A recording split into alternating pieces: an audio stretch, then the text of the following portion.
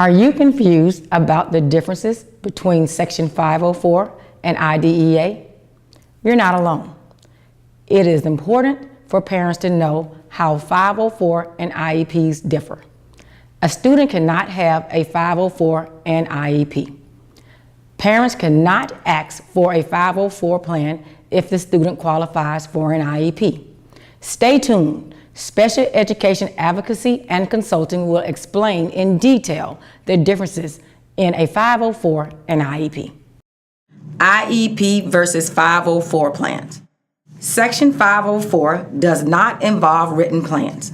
Parents have limited rights under Section 504. The school does not have to request the parent to the meeting when the 504 plan is developed. The school must inform the parent that a 504 plan was created. An IEP is to guarantee that all children with disabilities are accessible to a free, appropriate public education that stresses special education and related services.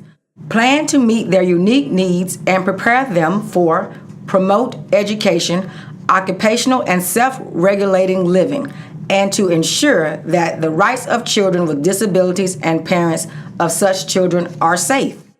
Section 504 has fewer procedural safeguards to protect the parent and child.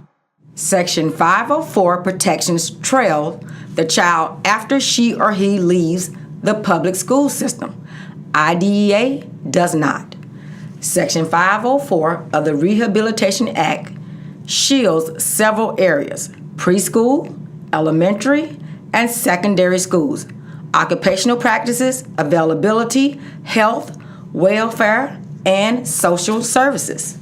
The Individual Education Program, IEP, developed under IDEA may be used for the Section 504 plan. The IDEA required that the IEP to be written include many specific details about services, accommodations, modifications, the degree to which the child will not be educated with non-disabled students, and more. A student cannot have both a 504 plan and an IEP.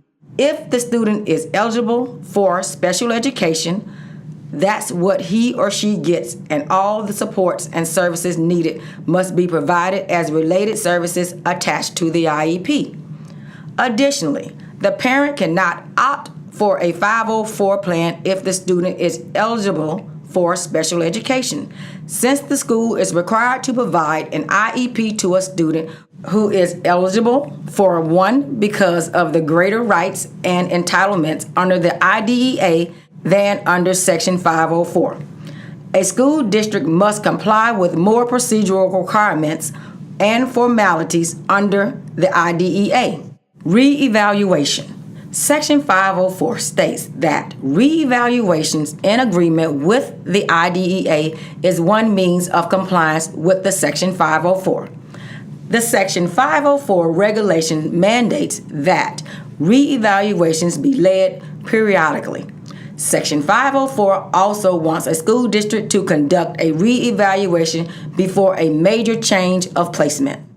Under Section 504, an appropriate education means an education that is similar to the education of students without disabilities. Under the IEP guidelines, students usually require curriculum modifications who have specifically designed instructions such as severe ADHD, learning disabilities, or any condition that affects learning.